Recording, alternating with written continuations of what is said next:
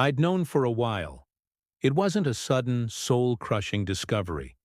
It was more like a slow leak, a gradual poisoning of everything I thought was real. The late nights, at the office, the sudden need for privacy with her phone, the way she'd look right through me when I tried to talk about our future. The signs were all there, scattered like breadcrumbs leading to a truth I didn't want to find. My wife, the woman I had built my life with, was cheating on me. My first instinct was rage. I wanted to scream, to confront her, to throw her betrayal back in her face and watch her squirm. I imagined flipping tables, packing her bags and tossing them onto the lawn for the whole neighborhood to see. I played out 100 different dramatic scenes in my head, each one more explosive than the last. But then, a cold, quiet thought settled in. Why should I be the one to create the drama? Why should I be the villain in this story she had written? She was the one living a lie. All I had to do was let her. So I did nothing, and I mean nothing. I became an observer in my own life. I continued to be the loving husband she thought she was fooling. I'd ask about her day, listen to her fabricated stories about work deadlines and girls' nights out, and I'd nod with a smile that never quite reached my eyes. It was the hardest acting job of my life, but I was determined to see it through.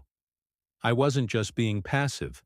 I was gathering evidence, not for a confrontation, but for my own peace of mind, for my own quiet exit. I installed a small discreet security camera in the living room, not to catch them in the act, but to document the comings and goings, the undeniable proof of her lies. The first piece of her carefully constructed world began to wobble during a family dinner. Her parents were over, and her mom, bless her heart, was gushing about how hard my wife had been working. "She's just so dedicated," she said, beaming. "All those late nights at the firm. I'm so proud of her." My wife smiled, a practiced, humble smile. "It's been a tough project, Mom, but it's almost done." I just sat there swirling my wine and asked innocently, "Oh, really? I thought you told me the big project wrapped up last week, and you were just helping Jennifer with some overflow?" The silence was deafening. You could see the panic flash in her eyes. Her mother looked confused. "Jennifer, I thought you were leading the team," my wife stammered, trying to weave her two lies together. Yes I am. Jennifer's project is an extension of my project. It's complicated." She shot me a look that could curdle milk, but I just gave her a supportive, clueless smile. The seed of doubt was planted not by me, but by her own conflicting stories. I didn't have to say a word. I just had to ask the right questions. Her best friend Sarah was the next domino. Sarah and I had always been close, and she'd been acting strangely around me for weeks, avoiding eye contact, keeping conversations short. One afternoon, I accidentally ran into her at a coffee shop. I sat down and just started talking.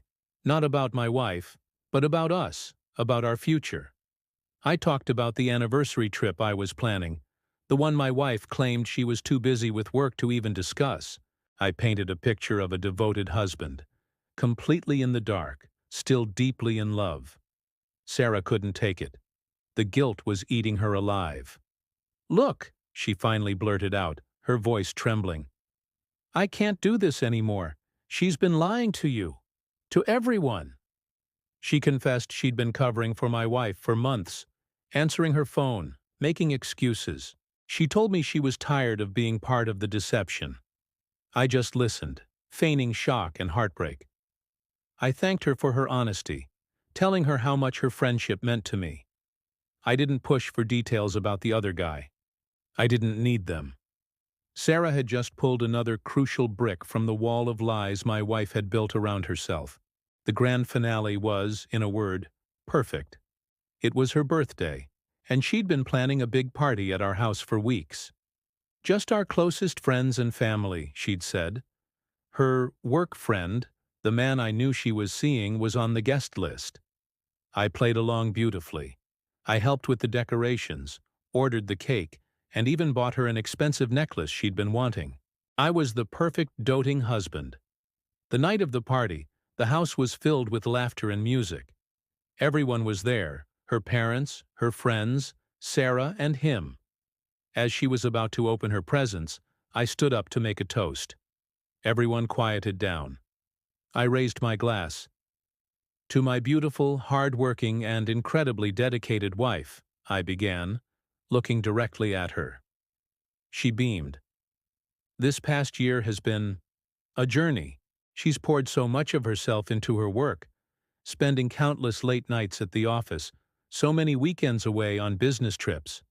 I paused, letting the words hang in the air.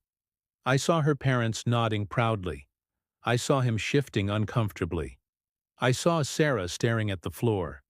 In fact, I continued, my voice steady, she's been so busy, I'm not sure how she's found the time for anything else.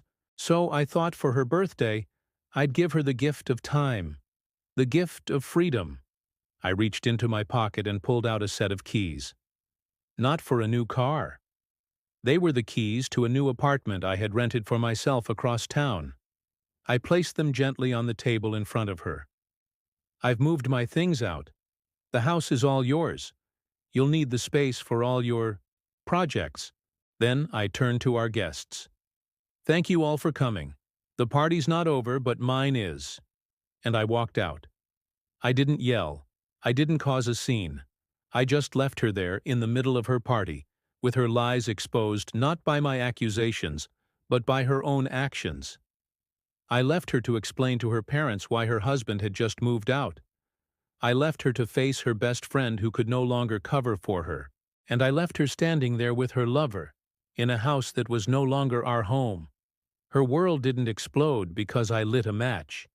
It simply crumbled under the weight of its own dishonesty. And as I drove away, for the first time in months, I felt truly free. Thank you so much for watching and listening to my story. If you've ever been in a similar situation, know that you have the strength to walk away with your dignity intact. Don't forget to like this video and subscribe to the channel for more stories. Stay strong.